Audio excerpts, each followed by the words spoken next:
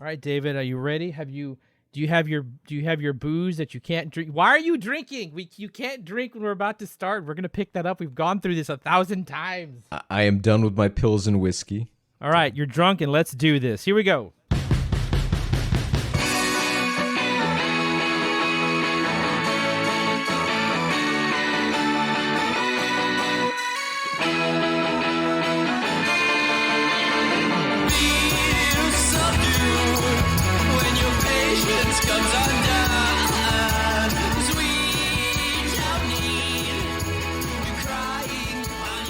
Ladies and gentlemen, welcome once again to episode number 6.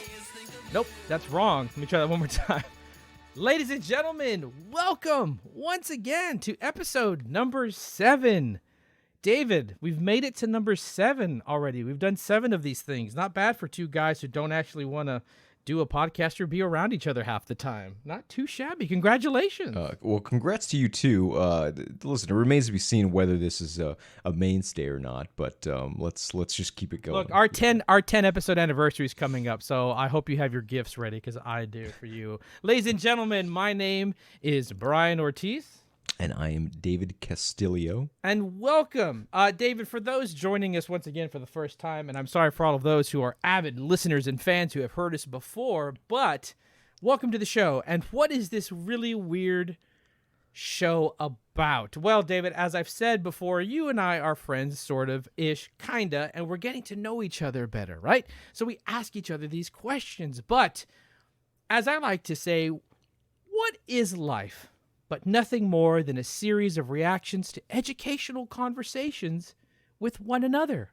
So you and I, some days I'll pick a topic and we'll talk about it and I'll learn something about you. In other episodes, you'll pick a topic and you'll learn something about me. And at the end of the day, we reflect on that and we find inner peace. Maybe we learn something about one another, or maybe we just have ammunition to make fun of each other for the future and add to the already building emotional scars that we've created from one another, David. That's a very long-winded way of calling it sort of pop culture therapy with dick jokes, but I appreciate your version. Yeah, I don't know if I could put your version on like flyers and posters because I don't know how hey, comedy therapy with dick jokes. Just saying. But I'm not. Listen, there's not a whole lot to say about it. We're still getting the hang of this, and hopefully people really enjoy it. But just so you know, I have been on a diet of pills and whiskey to precede this episode. So Brian. So a normal Tuesday is what you're saying. Yes. A normal Tuesday for you. Gotcha. Man, for those out there, we're just two broken guys. I just ate too much Chinese food and you down whiskey and pills, ladies and gentlemen. Good Lord. Hey, buddy, are you ready to start talking and analyzing and let's figure out some of your weird problems in this world? David, are you ready?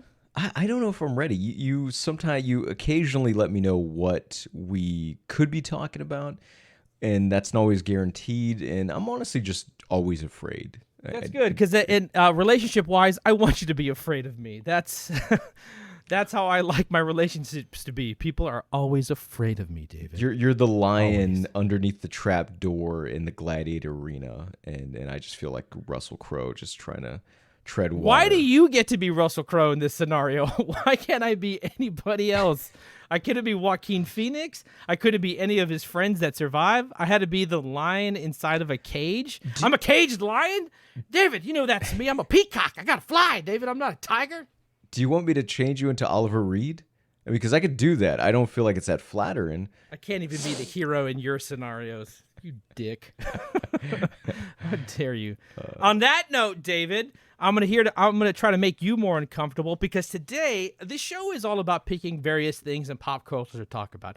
It's not always movies, music, and dick jokes around here, guys. Sometimes we like to break the box open. Damn, you're drinking again, dude. Ladies and gentlemen, my friend has a problem, just so we all know at home. He's trying not to laugh and spit it out, but I saw him drink the booze.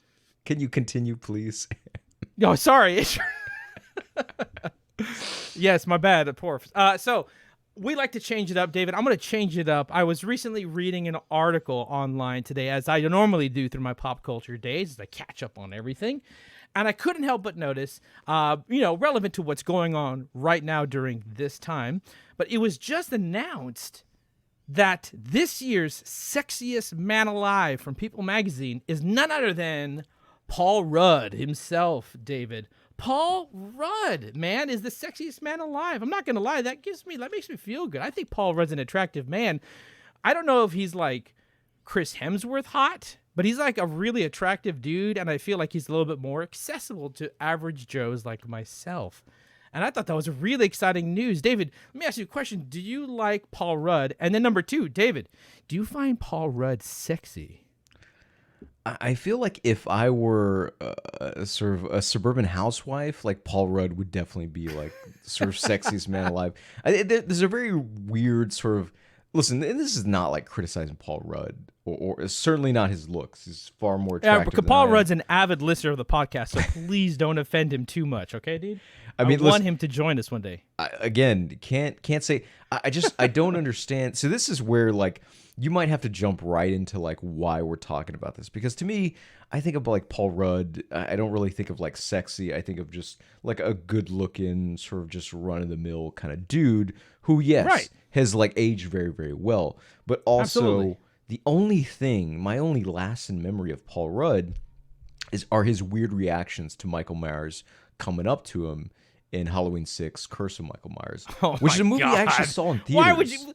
the one movie that you pick out of his entire catalog is Michael Myers Halloween number 6, which, by the way, as of recording this, I saw for the first time this year. Really? Did you do like a Halloween marathon just randomly? I did do a Halloween marathon, actually, David. This Halloween, before we recorded this, I went on a hard binge, man. And I watched all of Halloween. I watched all of Friday the 13th, all of Candyman, all of Hellraiser, minus the last 3 or 4 because those are all garbage. Look, really 1 through 4 for Hellraiser is about it, but we're not going to get into that. Point is, I absolutely went through an entire catalog run of him, and I didn't even know there was a goddamn 6. And then I'm sitting here watching it, and the title comes up, and it says starring Paul Rudd, and I was like, what? What's happening? Did I fall into a weird dimension with the Berenstein Bears? Because I'm very, very effing confused right now. Wait, Berenstein. Berenstain. No, this is the classic. This is the classic Berenstein. Mandela effect thing. We'll save this whole thing for another podcast. Go ahead. Episode, Sorry. But, so Paul Rudd, you remember him from Halloween 6. Clueless was the first time I saw him, but then it went straight to like Halloween 6. And so my image of Paul Rudd is just like as a dude who is in like I think his sexiness is really for a lot of, I would say to stereotype older women, but I think these older women that he's just kind of your sort of milquetoast attractive guy who's got a good personality, and that's Paul Rudd. And of course, that's fit in for winning like Sexiest Man Alive title, which is mostly a milquetoast committee that puts this shit together to begin with. I like to, on behalf of Paul Rudd and myself, David does not speak for me. I appreciate any and all older women who find Paul Rudd attractive, or myself. You don't have to go to David. If you're a fan of us and you're an older woman, please come talk to me. You don't have to come talk to David, because I appreciate you, and I think you're beautiful. Let me just say something real quick, which is that, again, this is, and I apologize, we should stop attacking soccer moms. We do this all the time.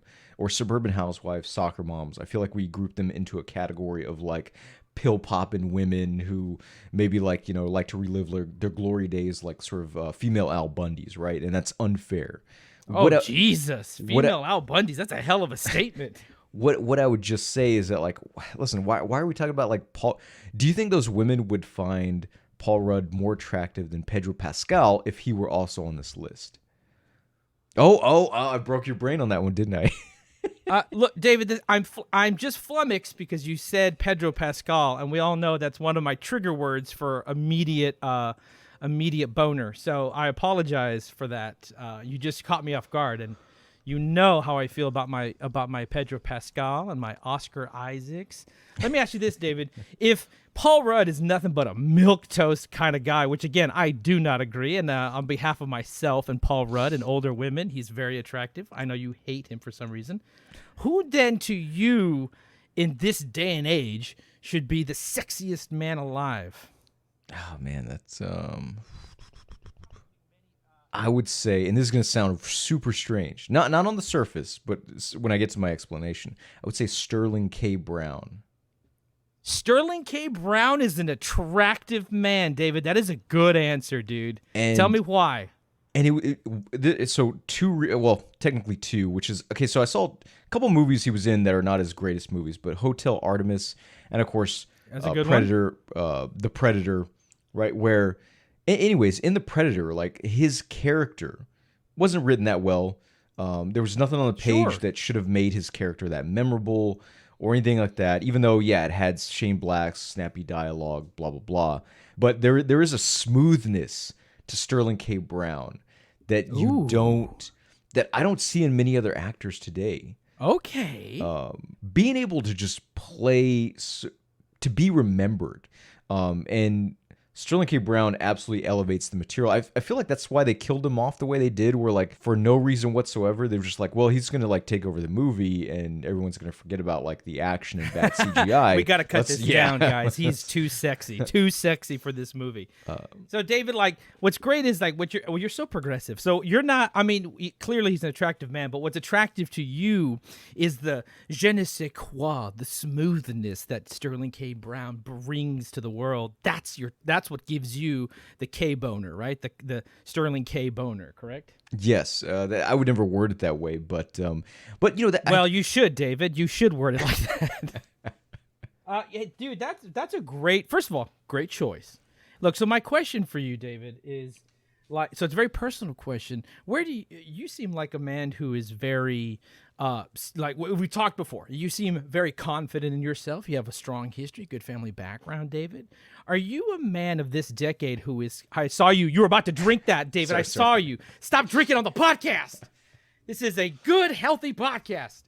David, are you a man who can confidently say that guy's attractive? Ooh, that's a great question. First off, yes, but I would say that didn't happen until recently. I would say that didn't happen until probably like 5 years ago, perhaps. Interesting. Tell me that story. Why has that awakening been? I have the same thing too, by the way.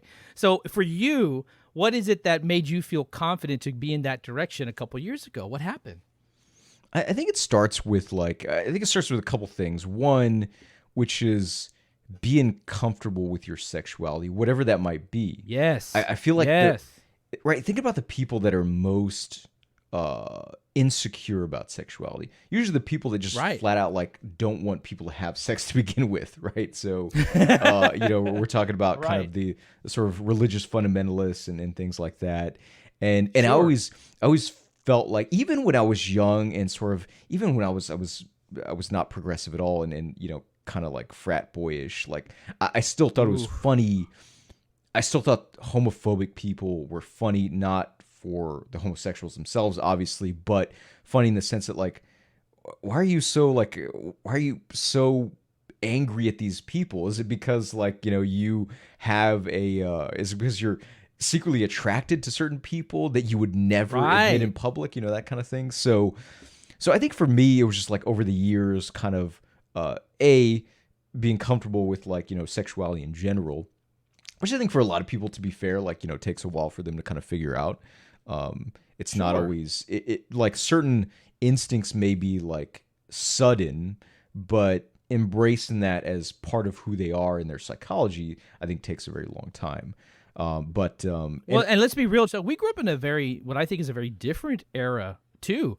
An era of like, I also grew up in an era where homophobic slurs were a commonality and used normally. You know what I mean? Right. To reference other things, and that's something that is disgusting and I hate 100%.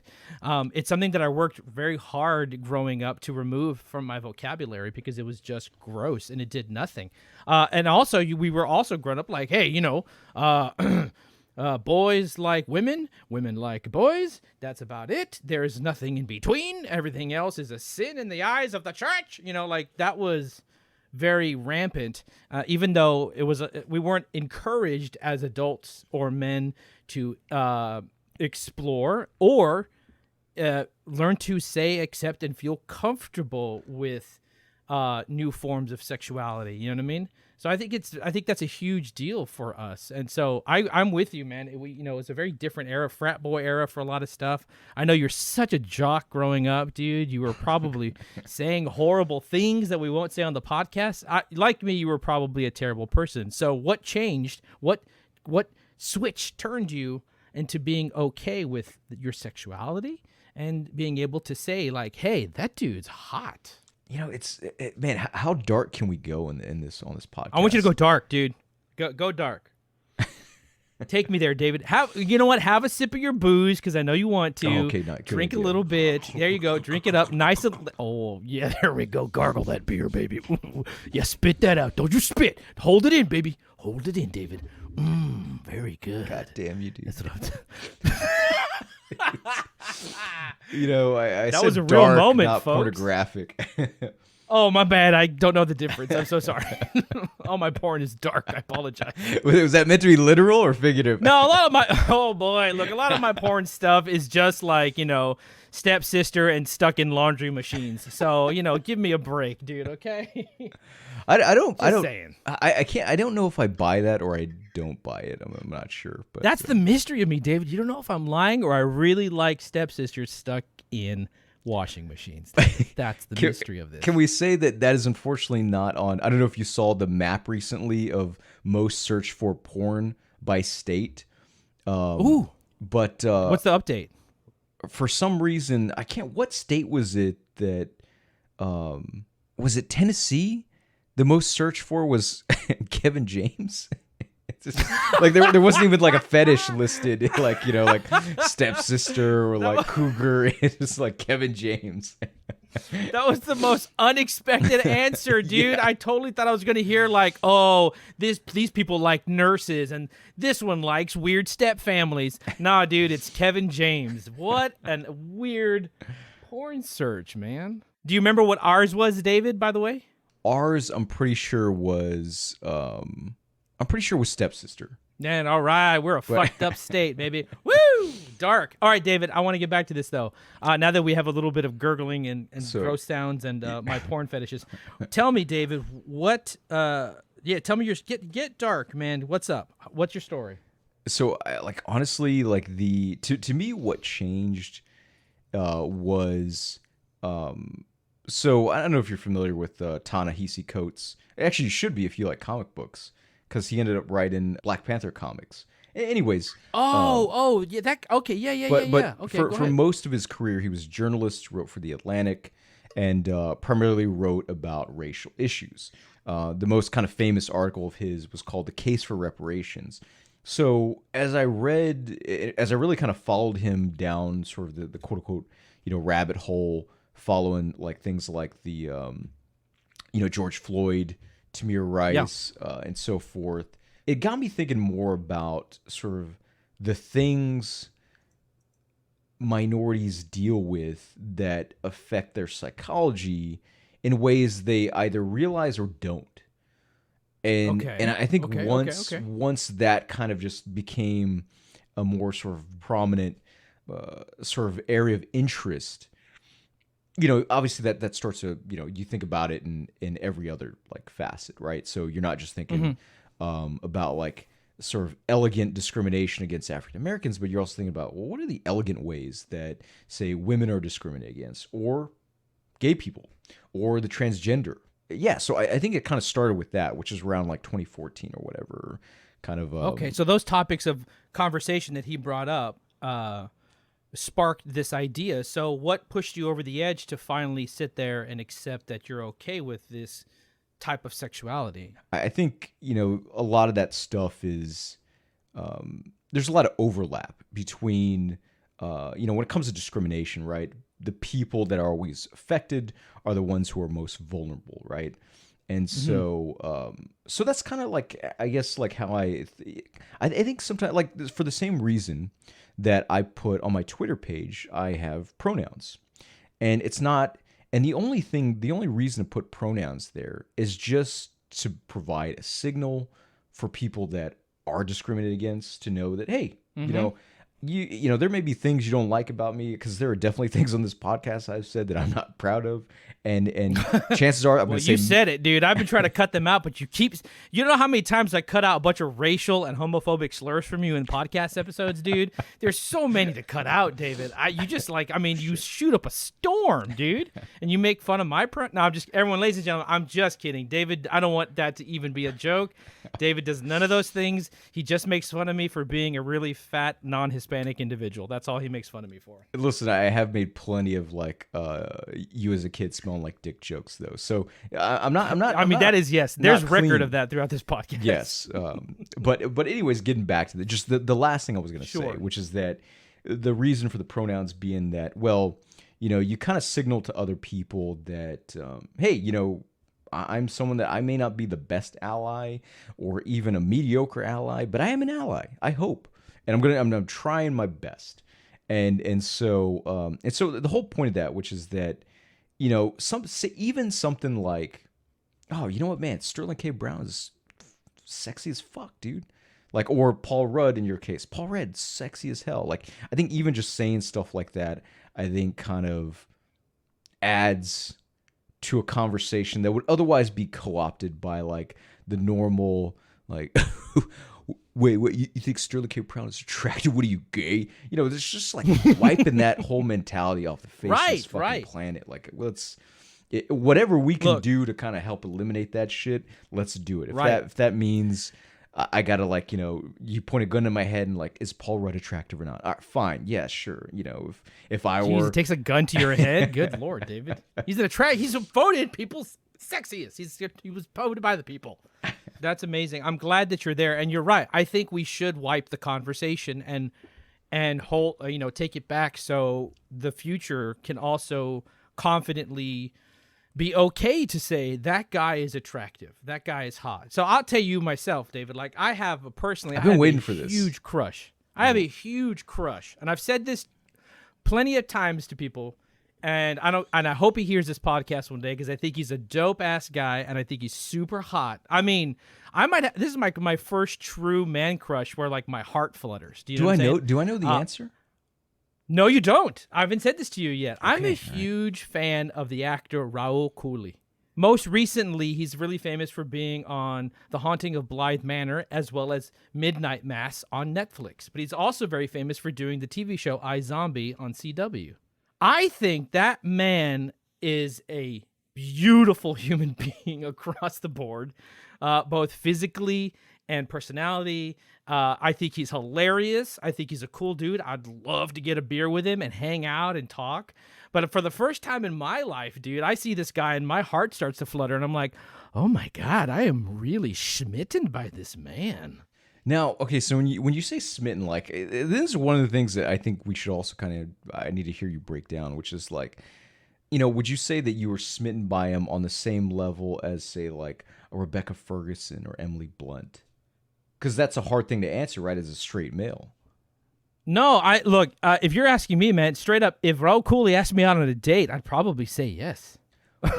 Right away. What would it take for him to win over a date take with me in you? the beds and conquer me, dude? Is that what you're asking? What would it take to conquer my virginity? Not much. If, say, your female crush was also asking you out on a date and you had to make a choice. Oh, this is going to be like a Three's Company, like romantic 70s sitcom problem, dude. I'm going to have to ask both of them out, Raul Cooley and Emily Blunt, at the same time. We got dinner at the same place. David, what am I going to do?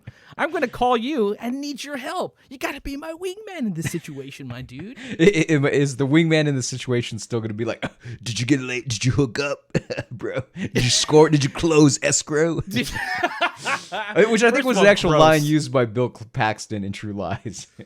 That sounds about right, and it's gross. And I tell you, no, what I need you to do is to be the guy at the bar, and we have those things where we're on comms, right? And you're like watching both of them. So I'll be like, oh, Raul, excuse me, I have to go to the bathroom and go pee-pee. I'll be right back. And then I run across the room. I sit at the table with Emily Blunt. I'm like, Emily, I'm so sorry. What were you saying? And then you are like, hey, Brian, Raul's getting up. I think he's looking for you. And I'm like, oh, Emily, excuse me. I have to go poopies. I'll be right back. I run across the room and I go back to Raul Cooley. Like, and you got to back me up here, dude. Okay, You got to make this date successful. I got a solution. What is Mrs. Doubtfire in Spanish? Are you calling me the Hispanic Mrs. Doubtfire? I was trying to figure out. Well, anyways, it The sounds Mrs. like Doubtfire? It sounds like the skit in the third act for Mrs. Doubtfire, right? Where he's going in between, Okay, like his family was look. selling.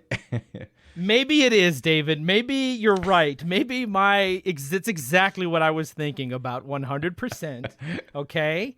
I just wanted to do a little. I just wanted to mix in a little bit of Roxanne, a little Cyrano de Bergerac in there, and then at the end of the day, the reality was that both of these people were actually falling in love with you because you were the voice in my ear telling me what to say this whole time, dude. Think about that. By the way, was Emily Blunt your answer for females, or was it? Absolutely not. Actually, it was. Damn, that was like a hard no. That was like No, I love Emily Blunt, but like I don't have a chance. My first celebrity crush was Elliot Page in Super by James Gunn. That was the first time I had a celebrity crush on somebody. So just say, I know you want to drink, David. You're grabbing the beer again. Go ahead if you want to take a No, little I was sip. actually It's like okay. getting rid of the condensation is gonna like fall into the computer and then like in a Copy. Final Destination film explode in a very dramatic. So yeah, that would be the situation, David. If Raul Cooley asked me on a date, I'd probably say yes at this point. I've grown very comfortable with my sexuality over many, many years. I've had a lot of beautiful people, ex-relationships and or friends and or partners who have taught me to be very comfortable and open. The world is not fully accepting of everything yet, but is much more accepting than it was when I was a kid. So I'm very much more comfortable. I don't know the limitations of where that goes yet. I'm still an individual who is exploring, but I do know my feelings, and my feelings tell me that Raul Cooley is a man who would be funny, make me laugh, but also hold me if I felt sad. Just saying. Also, Elliot Page. Since I know you did not arrive or like be inspired by this question through like a serious book or an article, what movie did you watch that maybe prompted this question to begin with? No, the truth is, man, I recently had a beautiful conversation with somebody, and we were talking about attractiveness, and they were shocked. They were initially they were surprised because they're getting to know me still. They were surprised that I had said Raul Cooley, and I didn't realize how much I was into Raul Cooley because then I did that awkward thing where I was like, oh, I've been talking about this one dude for too long. And so it was through a conversation with somebody else that I'm getting to know that made me reflect upon myself all of a sudden. And so it opened up a new conversational path I didn't know existed. You know what, David, you're being so open about your love for your openness with sexuality. And I'm telling you here that I would absolutely love for Raul Cooley to destroy my guts. So here's what I want to do.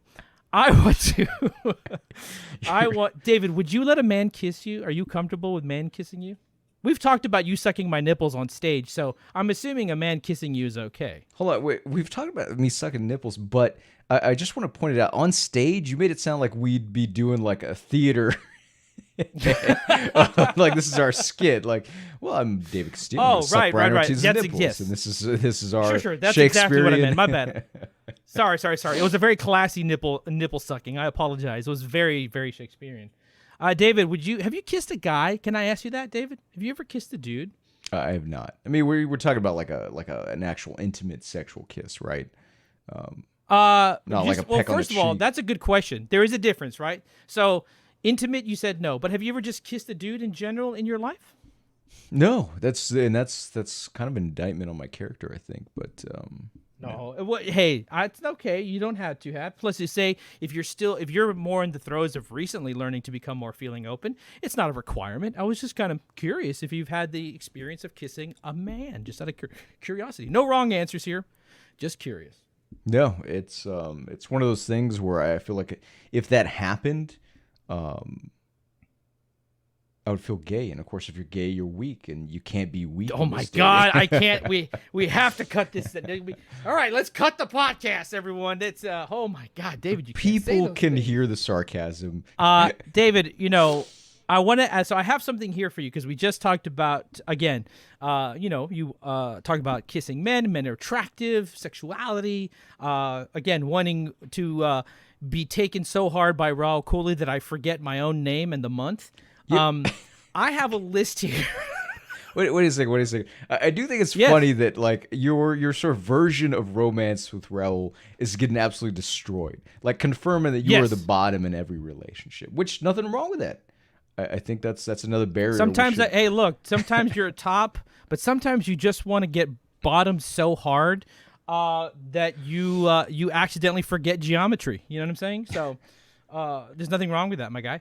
I have a list here, David. I have a list here. Now that I'm learning you're becoming more sexual, I have so I picked the last 11 the first 11 years of the People's Sexiest Man Alive from 1985 to 1995 because I know I you're an can't old wait. man and you like old shit. Okay, so here we go. Go ahead and drink. There we go. There we go. Okay, good. For those keeping track at home, let us know how much he's drank. All right. First of all, David. I'm going to give you the year and the name. You tell me how hot they are. Would you kiss them or would you let them bang you or would you just go on a date with them, okay? It's called date, bang, kiss. That's what we're playing here. Would you Okay. date them? Would you bang them? Would you kiss them? All right, 1985's Sexiest People Alive, Mel Gibson. Man, it's Date, bang, or kiss? I'm gonna say bang because I'm gonna bring a gun. Whoa, nice answer. 1986, Mark Harmon. Dude, okay, if this is an indictment on like Paul Rudd's induction, I don't know what to tell you.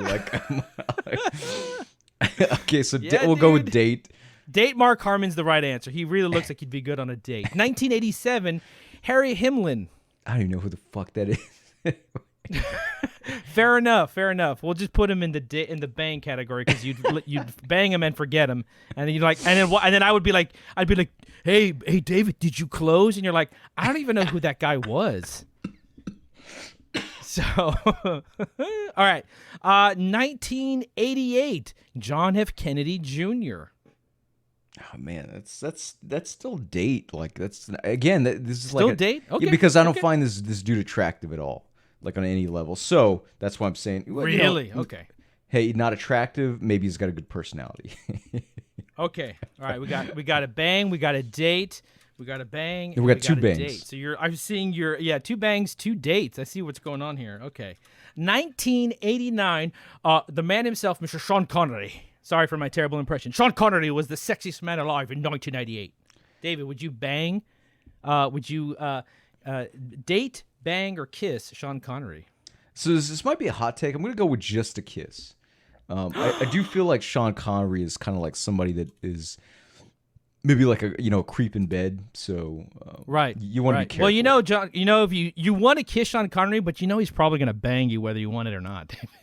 That's not encouraging. But Oh, we're just going for kisses, huh? Well, I'll show you a kiss with my dick, and then he'll just take you to town. Do you like my impression, David? How's my impression? that was pretty solid. I'm not gonna lie. Did you did you feel like Sean Connery was in the room with you, threatening you with his penis? I feel like the words were so unlike anything he would actually say. That's the only thing kind of not giving it believability. But Gotcha. mechanics wise, you were on point. I fucking nailed it. All right, cool, great. 1990, Tom Cruise, kiss, bang, or date? You got to go with date, especially with the whole Scientology thing. It's like, I think if it wasn't for Scientology, that could go further, but no, just strictly date. Sure. Fair enough. All right, David, 1991. This is a tough one because this dude has been arguably hot his entire life and is still an icon of sex. Patrick Swayze. Patrick Swayze. Oh man, I broke you. This is the first. You're really quiet on this one. You really have to think. Scratching the head, popping the pills. David, what would you do? Kiss, bang, or date Patrick Swayze? It's probably like the bang category. I think because of Roadhouse and Point Break. He looks like, but think about it. He might be a soft lover, like in Ghost, man. He might be a good date. You're probably right. I mean, he did do a whole pop song. I feel like actors that do pop songs are probably the people that are maybe a little bit more romantic, like in a kind of like a whimsical sense. So do you want to stick with your bang, or do you want to go on a date with Patrick Swayze? Stick with the bang. This is a relationship that's going to require some effort. Oh my God, it's gonna require some effort, says the man. All right, 1992, the ever gruff and attractive Nick Nolte. What we got, David? I think the age gap is so inappropriate here that maybe we just stick with a date. So. Okay, but date man, Nick Nolte. Nick Nolte in Q&A though, that was hot stuff. Imagine having a date conversation with, "Hey, David, how's it going? You look really good today. Do you want the steak or do you want my dick? Which one would you like, David? Tell me." Is there a difference? Nope, they're both overcooked and really delicious. So you decide, David. You tell me. How's my Nick Nolte, David? Is it pretty good? The effort is good. Accuracy, no. Fuck you. The effort is good. All right, so my Sean Connery is still better than my Nick Nolte? You should have gone with Nick Nolte from 48 Hours instead of like Nick Nolte and like, whatever, like the Hulk. Like the grizzly bear state man that he's in. That's how I remember Nick Nolte. He's just always like, What? I'm really gruff and tough. Just saying. All right, David, 1993, this was a double whammy. So this was two people were nominated at the same time and got it. So the question's still the same. Is it kiss, bang, or date these two people at the same time? It was Richard Gere and Cindy Crawford, 1993, David. That's a weird package deal. But it's kind of like fit in for this whole award, which is like just who are the most kind of like milquetoast attractive like people. God damn it, you and your milquetoast. Some of these people are beautiful. How dare you? I think Mark Harmon's the most milquetoast on this entire list so far. I'm just saying, like, these are like safe names though. These were like these were okay. Well, the A-lister at the time, Patrick Swayze, Tom Cruise, like Cindy Crawford, Richard Gere. Let's go with Kiss for both. Fair enough. Kiss for both. The right answer, by the way, was bang, because then you would have been in a threesome with Cindy Crawford and Richard Gere in 1993. Listen, this is a matter of opinion, and what I would just say is that I feel like their personalities are maybe you're right. Not. You're don't right. seem This like is the most your interesting list. People. All right, David. 1994, which was, by the way, there was no person voted in 1994. So in 2015, it was retroactively added in. 1994 was Keanu Reeves, the Speed Man himself. David, would you kiss, bang, or date Keanu Reeves? Was this before or after Dracula? David, I know the answer immediately. I didn't splice this. It's 1992's Dracula. Okay, all when right. that came out. So this is pre-Dracula.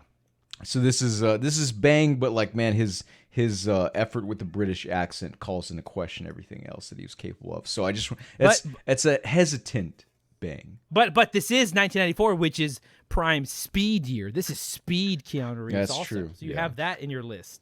So where do we sit, David? You gonna kiss? You gonna bang? Or are you going to date Keanu Reeves? Yeah, well, I'm taller. I don't know why I can always remember that one line. Oh, David, pulling out the Keanu impro, dude. All right, I'm sorry. What did you say? Bang? Did you say bang? Yeah. Okay. This is our last one. 1995, Brad Pitt. It's another one where I just like there's something about like sort of the ultimate A-listers where you do have to question kind of where they've been. Okay. So I'll go with like another hesitant bang. I feel like part of this is like sort of these if I was attracted to men, like I don't think these would be my types, but nonetheless. There's the answer. Okay. Well, I mean, I know K. Sterling Brown, so I understand. And I will say this, because it's not a bit on the list. As you've known, if you might have noticed, David, all of these are milquetoast white men that have won so far. And I didn't want this list to not have some beautiful color in it. So 1996, one of the most sexiest men on this gosh darn spinning rock. Denzel Washington, my dude. the only the most palatable sort of black actor for Hollywood. How dare you, first of all, say those words. David, are you going to kiss, bang, or date, or all three Denzel Washington? All three Denzel Washington.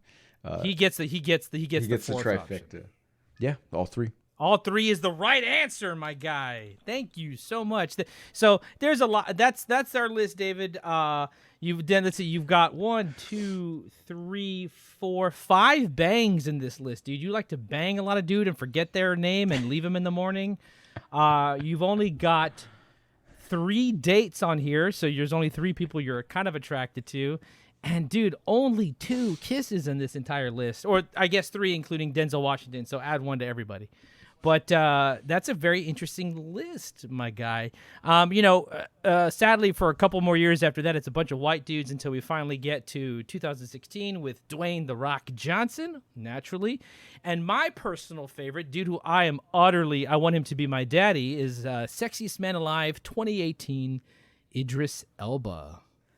Yeah, I mean, I feel like, unfortunately, Idris Elba has kind of fallen into the trap of like, well, he's sort of like the go-to black actor, and there are times when I wish they just he's in too many movies. He's a little kind of overexposed. He's great. I don't know about that. Don't get me wrong.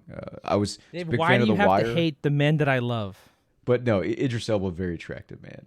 That was a very interesting list, man. I feel like I've learned so much about you. It seems like your biggest attractive thing to men is probably like I think it's not just personality, dude. I think it's something more. It's like spirit or energy, or like I said, je ne sais quoi, if you will. You know what I'm saying? This is so interesting. I'm so fascinated by this list that you have given me here that I've put to memory and written down for future sake, so we can always talk about who you would bang and who you would kiss. I knew you'd get a kick out of this. I gotta say, I'm impressed because I really you turned a topic about Paul Rudd into something broader, and I didn't think that was possible because I was like, dude, Paul Rudd is just like too milquetoast for you to do anything else.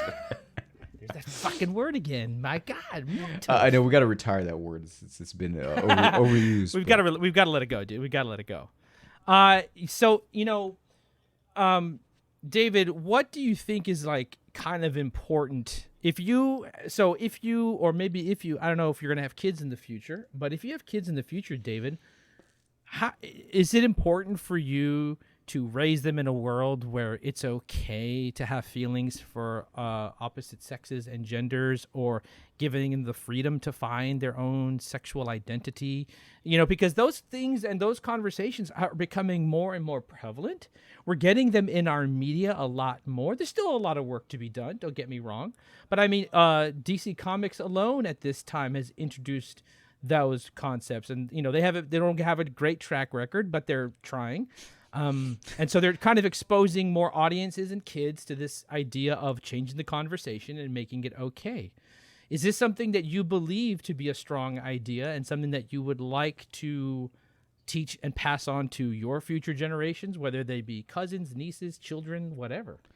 So like this is gonna be like easy for me to like answer just because Nicole and I don't intend to have kids. Now, is it like possible? Okay. Is it 100% like not gonna happen? No. I mean, like you never know. You hate offspring. Copy that. Okay.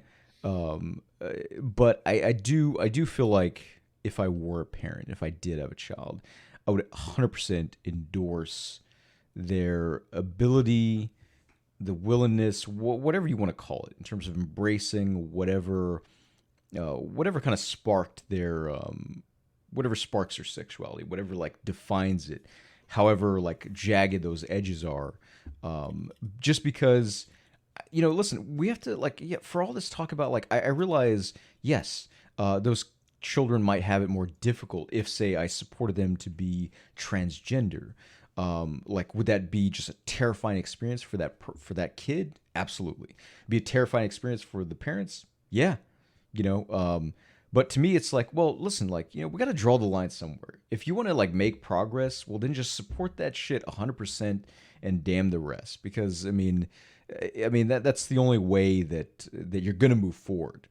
It's just by leaving all the bullshit behind, leaving the discrimination, the bigotry, the hatred, leaving that. I mean, just accepting that there's gonna be a conflict.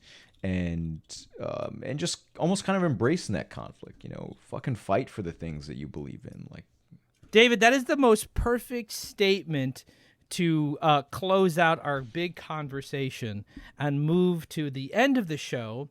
This is the part of the show where I usually have to sum up what I've learned about you in our time together. And I got to say, David, as usual, Paul Rudd has brought us together and opened the conversation and has really honestly taught me something beautiful about you. David, you and I agree that we still live in a very complicated world, and we came from a very complicated world, and every generation is important. And I love what you just said, that we have to change the conversation by leaving the past behind, and we have to fight for the future and embrace it. And we have to pass that on from every generation. Every old individual who is passing on this bigotry and this hate is not helping our future in any way, shape, or form. We want our children, and yes, I said it, we want our children to be able to ask questions about their sexuality, about their sexual identity, what they love, what they don't love. People, these conversations need to happen whenever it happens, period. And David, I think it's beautiful that you've had that. Things I've learned, and I learned that from you today. The way you worded it at the end is freaking perfect, man. I also learned that you have a whiskey and pill problem that we're probably going to discuss about at a later time. So that's another issue, but, I love that while, you haven't had your gay experience yet, but soon I will be sucking on those nipples on stage and we'll have a moment together in front of everybody. But I love that you find what's sexually attractive to you to a guy is energy and je ne sais quoi and what radiates off of them. You know what I'm saying? That is very beautiful and that is very loving, and that's a great way to look at it, to be able to sit there and look at somebody and say, you know what? I would kiss, bang, and date Denzel Washington because 1996 produced the sexiest man alive next to Raul Cooley. And that, ladies and gentlemen, is the end of our show. David, how are you feeling, man? We took you through a very different ringer this time. How you feeling, buddy? By the way, that was the year that Denzel starred in Virtuosity. I think that's no coincidence. I am a huge fan of Virtuosity, so I just want to throw that out there. No coincidence, man. There you go. He also stars Russell Crowe, and apparently in the movie Gladiator, where I am stuck playing the tiger in a cage. Nobody can cage me. I'm a free animal. You tell me I'm a free animal. Ladies and gentlemen, thank you so much for listening. We hope you enjoyed this episode. As always, please don't forget to like, share, hit all the stars, hit all the reviews. Give us some reviews. Give us a bad review. Give us a good review. If you say something positive, we'll probably read it on air. If you say something negative, we'll probably still read it on air, so long as we get those 5 stars, ladies and gentlemen. And hey, we want to hear from you. We don't want to just come up with our own conversations all the time and our own topics, because me and David are lazy, and David's, a pill popper, so I can't rely on him. So please, email us at recthepod@gmail.com. You can find us on Twitter at recthepod, as well as Instagram, as well as Facebook, and we're also on the TikTok. That's right, I said it, the TikTok, because that's how cool old people say it. Thank you so much. David, any last words for our audience before we leave them today? I hope we never get to talk about Paul Rudd again, but I appreciate that jujitsu you did by turning Paul Rudd into a broad discussion of sexuality in the 21st century. Well, Paul Rudd brings out the best in all of us, ladies and gentlemen. Thank you for tuning in. As always, I am your host, Brian Ortiz. I am the co-host, David Castillo. And we'll see you next time here, ladies and gentlemen, on Wreck the Pod. All right, shout out to Raul Cooley. Please hit me up and email me. I think you're dope as hell. I want you to the podcast. You're also a beautiful man, and you are my sexual awakening. Bye!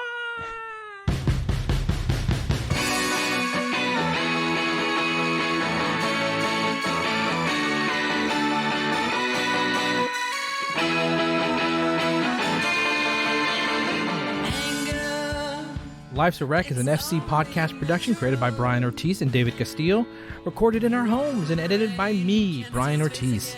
Theme song and outro by Hard Power USA. Check them out on SoundCloud. And please let us know what you think about the show by rating us and leaving a comment.